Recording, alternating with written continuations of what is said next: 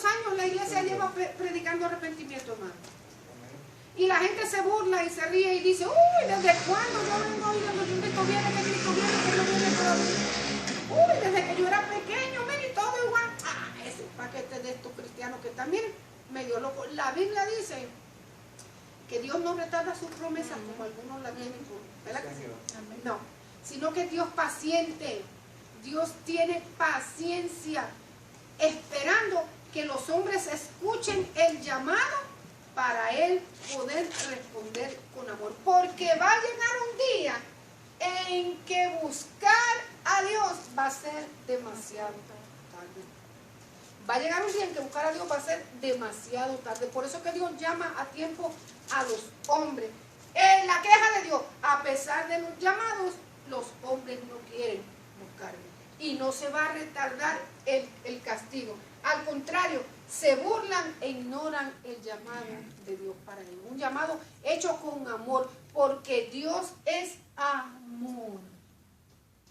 Pero también la Biblia dice que Él es fuego consumidor. Que es fuego consumidor. 5 castigos que Dios había enviado a la nación de Israel. Y la semana pasada estábamos hablando de uno de ellos. Había enviado hambre, había enviado sequía, había enviado plagas de langosta, y la semana pasada estábamos hablando que no hasta mucho, hace poco también, el año pasado en el 2019, las imágenes que traemos fue del 2019, una plaga de langosta que azotó al norte de África. Violencia la había permitido. No está el mundo lleno de violencia hoy, hermano. No está el mundo lleno de violencia, lleno de maldad. La sangre corre por donde quiera. La vida del hombre es tenida en nada. Se acuestan los hombres con miedo, se levantan con terror, porque no se sienten seguros en ningún lugar. No hay seguridad para los hombres en muchas naciones, hermano. Bendita la nación que todavía el gobierno tiene control y los policías y las autoridades pueden tener control. Pero hay otras naciones que las autoridades son tenidas en nada. Y que los policías dicen, no, mejor sálvense ustedes como puedan. En una ocasión donde nosotros vivíamos allá en Honduras, creo que hubo un tiroteo. Mi cuñado llamó a la policía para que vinieran. Y la respuesta que le dieron fue, nosotros no podemos ir porque no tenemos combustible. ¿Ustedes tienen armas? Bueno, pues yo tengo una pistola aquí, pues entonces úsenla y defiéndanse porque nosotros no podemos ir. ¿Verdad que sí? Me da risa, pero también me da tristeza, hermano. Porque con eso contamos para defender al país. En otros lugares usted no puede hablar ni manifestar lo que siente porque le llenan la boca de hormigas enseguida. En otros lugares, hermano, si esta casa me gusta a mí, inmediatamente le mandan una notita, tiene hasta las 5 de la tarde para que salga de esa casa, porque nosotros la queremos y va a ser nuestra. En este país vivimos bendecidos, hermano. En este país vivimos bendecidos. Y si su país, donde quiera que usted todavía las autoridades tienen el control, ore por ellas, respalde, los doble rodillas, pidiéndole al Señor misericordia y respaldo, autoridad para esa gente, porque ellos también son usados por el Señor para que nosotros vivamos quietas y reposadamente. Desastres naturales. Déjeme decirle una cosa. Dios es dueño de la naturaleza. Dios estableció a la naturaleza leyes y pautas naturales que ella tiene que seguir. Sí, tiene unas leyes naturales que Dios le impuso para que ella siguiera su curso natural. Pero cuando Dios tiene que intervenir en esas leyes para Él llevar a cabo sus propósitos, Dios usa la naturaleza para la gloria de su nombre. Cuando en muchas ocasiones Israel estuvo en peligro, asediado por sus enemigos, e Israel llevaba todas las de perder, Dios permitió que granizo cayera del cielo, granizo grande, cayera del cielo para exterminar a los enemigos de Israel. Cuando Israel se vio asediado por los egipcios allá al frente del Mar Rojo, ¿qué hizo Dios? Abrió el mar para que su pueblo pasara en seco. Dios lo hizo. abrió el mar. Los israelitas pasaron, detrás de los israelitas iban corriendo, ¿verdad que sí? Los ejércitos enemigos, y Dios permitió, hermano, que cuando llegara el último israelita a tierra segura, cerró el mar y todos ellos fueron muertos allí. Allí están sus cadáveres, allí están sus carros, y un día también se levantarán para darle cuentas a Dios. Porque es que eso no es de Dios. Sí, Dios usa la naturaleza cuando Él la tiene que usar, porque Él es el dueño de la naturaleza. Y a Dios no le es nada usar los desastres naturales para que los hombres se volteen y miren hacia el cielo. Amén. No solamente usa los desastres naturales, Dios permite que las calamidades lleguen a la vida de los hombres para que los hombres busquen el perdón y la misericordia del Señor. Las calamidades no son accidentales en muchas ocasiones, hermano. Dios las había, en este tiempo, Dios las había permitido para que el pueblo reflexionara sobre sus malos caminos. Dios torna las adversidades en bendición cuando nosotros le buscamos sinceramente. La semana pasada dice que estamos hablando de que no importa el desastre que nosotros hayamos hecho de nuestra vida, pero si nosotros buscamos a Dios, Dios puede tornar esas cosas en bendición. Amén. ¿Cuántos de nosotros vinimos con una vida hecha pedazos, desastrosa? Pero mire, hecha pedazos. Y Dios la fue reconstruyendo poco a poco y nos fue enseñando. Y somos hoy lo que somos por pura gracia y misericordia del Señor. Porque el que le busca sinceramente jamás será defraudado. Pero ¿qué pasaba con el pueblo de Israel? Que el pueblo de Israel no le buscaba. Y las naciones mucho menos. El pueblo no le buscaba. Hacía caso omiso de los mensajes del Señor e ignoraban la palabra. Lo sagrado para ellos no tenía ninguna importancia. ¿Cuánta gente en el mundo hoy ignora completa la palabra de Dios? Para ellos no tiene ningún valor, ningún significado. Y hay abiertamente que dice, yo no creo en Dios hasta que no le aprieta el zapato. La gente no cree en Dios hasta que no le va mal, porque en lo interior lo primero que dice, Dios mío, ayúdame. No lo confieso mucho para no quedar mal, pero Señor, ¿verdad que sí? Es así. Todos los hombres mentiras, porque si yo no creo en algo, ¿para qué luchar en contra de eso? ¿Para qué querer probar que no existe?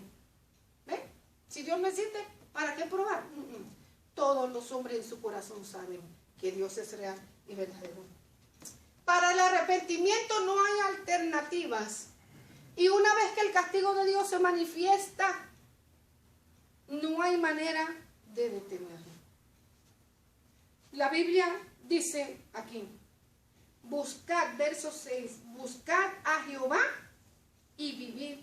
No sea que acometa como fuego a la casa de José. La casa de José era otro nombre para llamar al pueblo de Israel.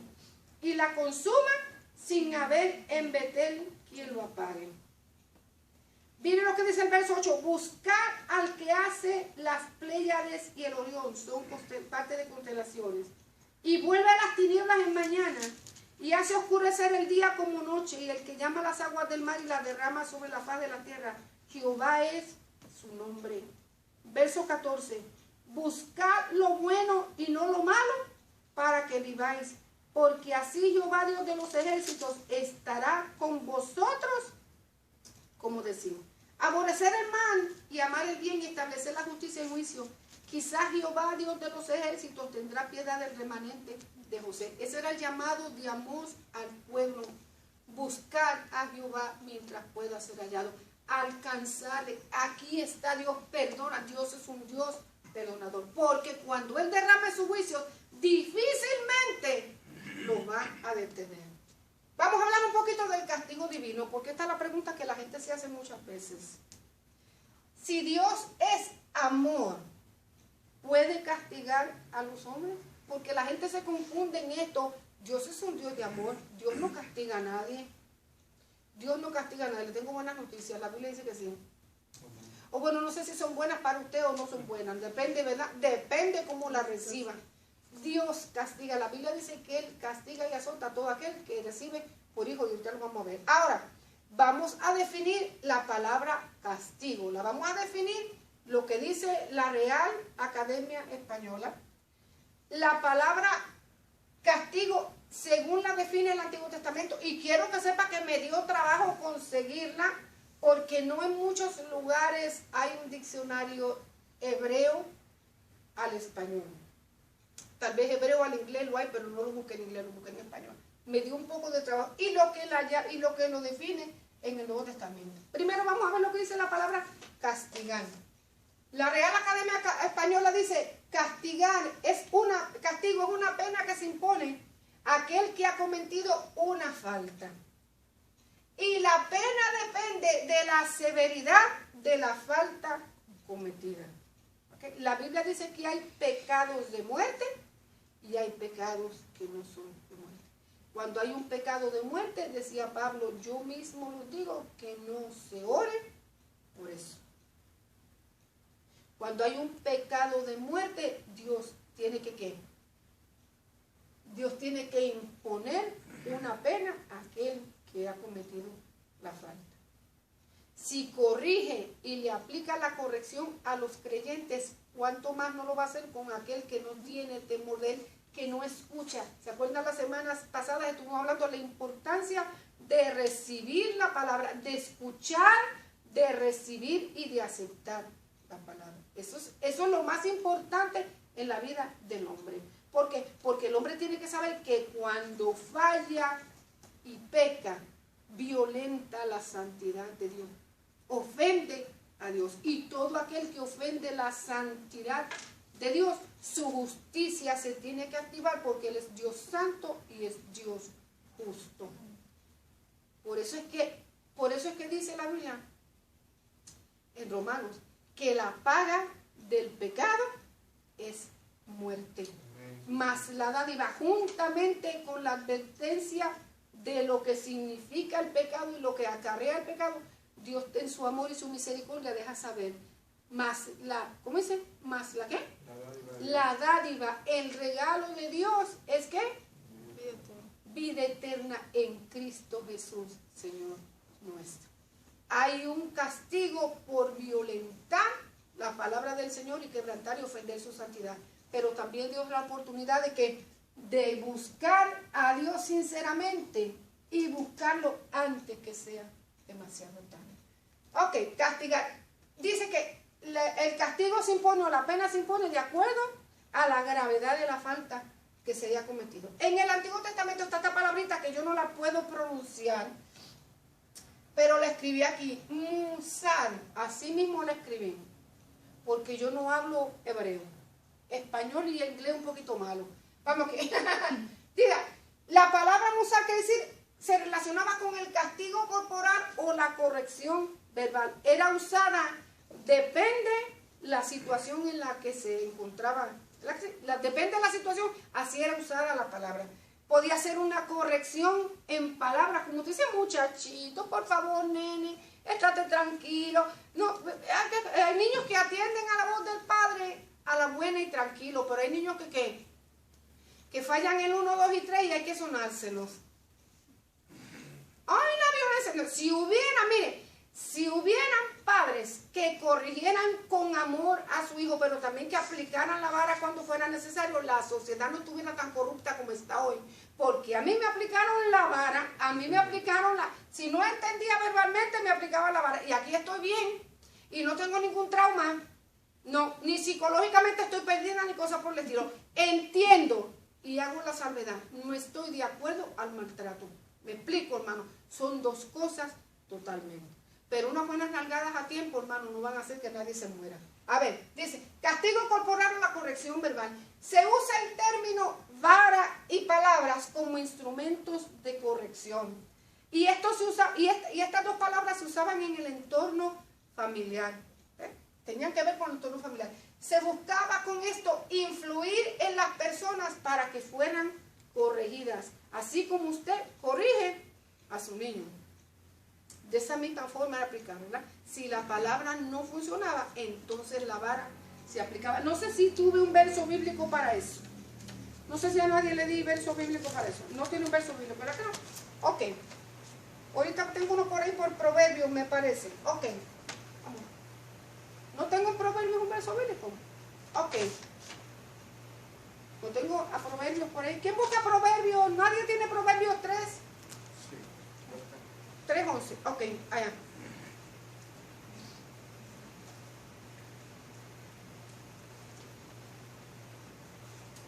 Gloria a Dios. No menosprecies, hijo mío, el castigo de Jehová. No te canses de que Él te corrija, porque Jehová, el que ama, castiga, como el padre al hijo, a quien quiere. Ajá. No menosprecies, ¿verdad que sí? Dijo hermano. No menosprecies el castigo de Jehová, ni te fatigues de su corrección. ¿Por qué? ¿Por qué? Porque Jehová al que ama castiga, como al padre al hijo a quien quiere. Si usted como padre ama a sus hijos y anhela lo mejor para ellos, yo sé que en un momento determinado usted tiene que aplicar la corrección verbal y en un momento determinado va a aplicar. Oiga, me tienen que ser unos niños, pero extremadamente modelos. Y si usted los tiene, mire, consérvelos como joyas, ¿oyó? Pero ninguno de nosotros somos peritas en miel. Ninguno, hermano, ninguno. Así que en algún momento usted ha tenido que aplicarle la vara. ¿Verdad que sí? La nalgada famosa, no la chancleta, la nalgada famosa. Ok, en el Antiguo Testamento habían 4 palabras. 3 de ellas se usaban en el sentido severo, o sea, se usaban para la amonestación y el acto punitivo severo, y una se usaba como corrección verbal. Colazo era podar, sinónimo de ¿qué? De cortar las malas acciones. Timorreo significaba honor, y ya les voy a decir lo que quieren las 3 porque las 3 tienen el mismo significado. Y di que quiere decir justicia. Paideo era corregir a un niño pequeño. Esta es más suave, corrección verbal. Estas tienen que ver con corrección de la vara. ¿Qué quiere decir? Estas 3 se relacionaban con una acción directa y punitiva de Dios para restaurar el honor y la justicia quebrantadas por la acción del pecado. Déjenme decirles, la iglesia primitiva usaba la disciplina. La iglesia primitiva usaba la disciplina para restaurar el orden dentro de la casa del Señor. Así que no le extrañe que en muchas congregaciones haya que usar disciplina. Ahora, ojo, ¿qué clase de disciplina voy a usar con los hermanos que quebranten la armonía dentro del cuerpo de Cristo? Porque nosotros tenemos que usar una disciplina que restaure, porque la idea de la corrección era que buscar que las personas fueran corregidas y restauradas a la comunión con el Dios Santo, el cual había sido ofendido. Ninguna disciplina que se aplique, que no se aplique con amor, con firmeza, pero con amor, y que traiga restauración a la vida, va a rendir ningún clase de fruto, hermano. Pero en la iglesia se establece disciplina. Dios da autoridad para que se establezca la disciplina cuando la armonía es rota dentro del cuerpo de Cristo. O sea que los cristianos no podemos andar a rompe y raja dentro de la casa del Señor, ni así como si nosotros fuéramos. No. Dentro de la casa de Dios tiene que haber orden. Y el cristiano que ha tenido un encuentro con Cristo, que está en el proceso de renovación, tiene que entenderlo. Tiene que entenderlo, hermano, porque eso es así. En ningún lugar del mundo le permiten a la gente, ¿para qué las leyes están establecidas? Para el orden y para la paz de la comunidad, para la paz comunitaria. Estoy dentro de la casa del Señor. Y déjeme decirle una cosa, que si usted lee el libro de los Hechos, cuando Dios estableció disciplina, cuando Dios tuvo que establecer disciplina dentro de la iglesia, óigame, la estableció severa. La estableció severa, ¿no? Sí. Dígale, pregúntale a Ananías y a Zafira, si tiene la oportunidad de hacerlo. Sí, Señor. Pregúntele a Ananías y a Zafira. Pregúntele a esta gente que violó. Pregúntele a Simón el Mago. Pregúntele cuando quiso comprar los dones del Señor. Pregúntele a esa gente. O sea, y pregúntele a cristianos que han violentado la santidad del Señor, como Dios ha tenido que aplicarle disciplina y han corregido, bendito sea el Señor. ¿Qué más decimos? Ay, Mateo 25, ¿quién lo tiene? Acuérdense que es una acción directa y punitiva del Señor para restaurar el honor y la justicia quebrantada por las acciones pecaminosas. Si yo no quebranto, Si yo sé que tengo una vida pura, que tengo una vida acorde a la palabra, que estoy esforzándome, que estoy haciendo lo que es necesario que yo haga, yo recibo una situación como esta, le voy a preguntar al Señor, yo sé quién yo soy, Padre, ¿por qué vienen estas cosas? Ayúdame a entender. Porque algo que nosotros también tenemos que entender, que nosotros mientras vivamos en esta tierra vamos a sufrir persecuciones, van a venir momentos de hambre, van a venir momentos de lucha, van a venir momentos de enfermedad, van a venir situaciones difíciles a mi vida. Pero el Espíritu Santo que habita en la iglesia le va a dar a entender por qué esas situaciones vienen. ¿Me explico? Si hay pecado en mi vida, inmediatamente Dios me lo va a dejar saber y voy a tener la oportunidad de buscar un arrepentimiento sincero y convertirme al Señor y decir, perdóname, Padre, restáurame, porque esa es la idea. Dios nunca va a enviar un castigo. Y mire, primero, Dios nunca va a enviar el castigo sin anunciar. Y sin dar las razones por las cuales Él va a permitir que la lucha, que la prueba, que la dificultad, que el hambre, que la escasez venga a la vida de un pueblo.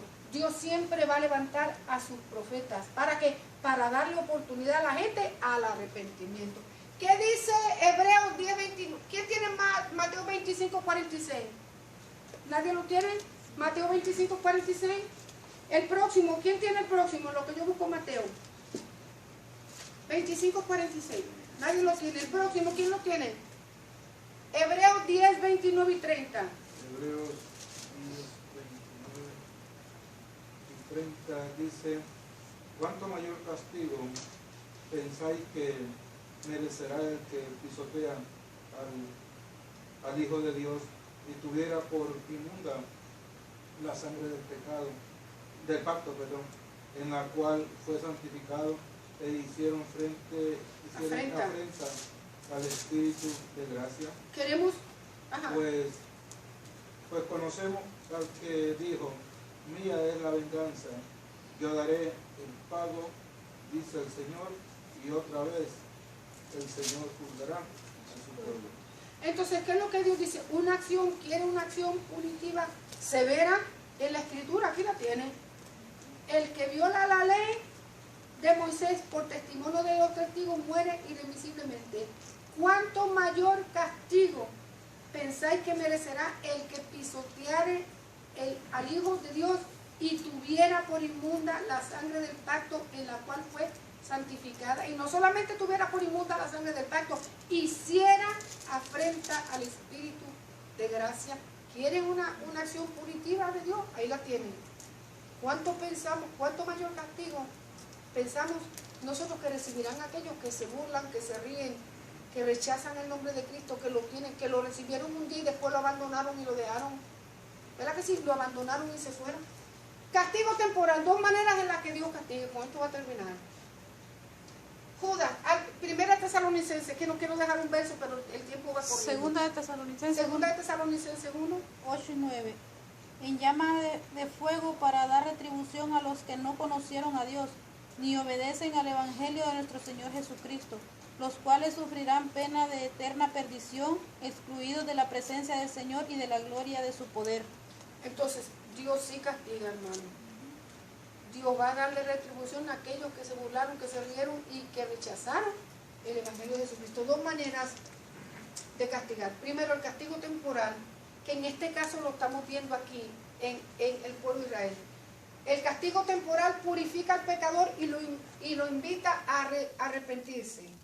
Dios imparte justa retribución por el pecado. El castigo impuesto no solo es un medio correctivo, sino que también persigue la expiación, y ya eso lo hemos dicho, de la ofensa cometida contra Dios y la restauración, tanto del pecador como del orden moral perturbado por el pecado.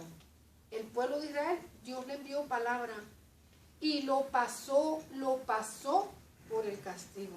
Dios lo pasó por el castigo, lo dejó que vinieran las naciones, invadieran a las tribus del norte, se las llevaron hasta Siria y allí se perdieron.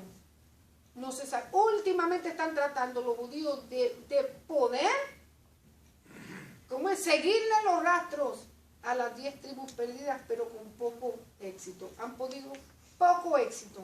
porque fueron merecedores de lo que sus actos merecían. Y Judá, por causa de la promesa que Dios le hizo a David, fue llevada cautiva a Babilonia, donde estuvo 70 años.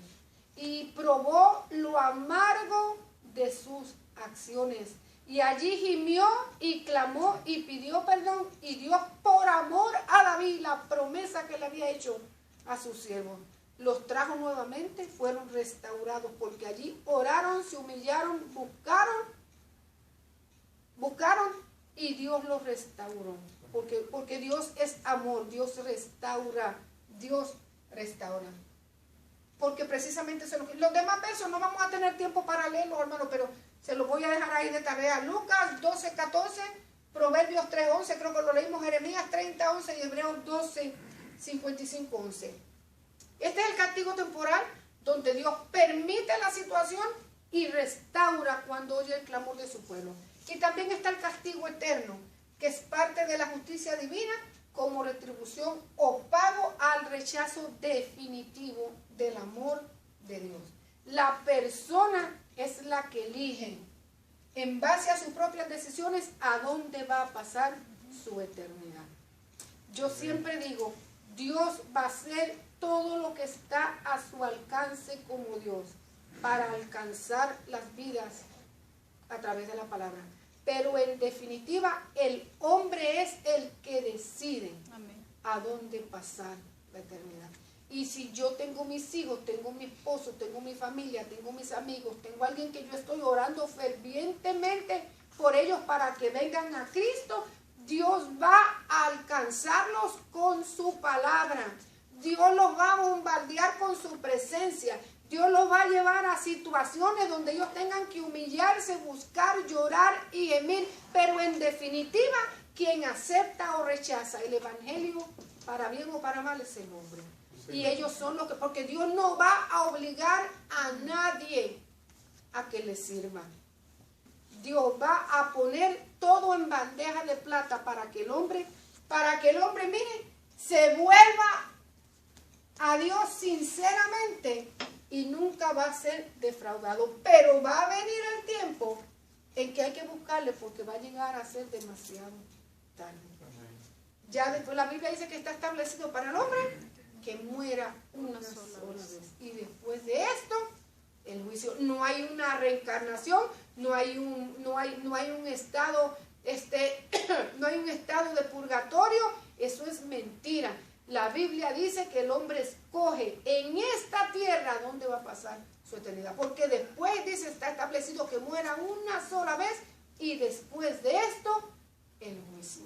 Ya no va a haber una nueva oportunidad. Por eso que es tan importante que cuando nosotros escuchemos la palabra, la recibamos y abramos nuestro corazón, porque el mañana no existe.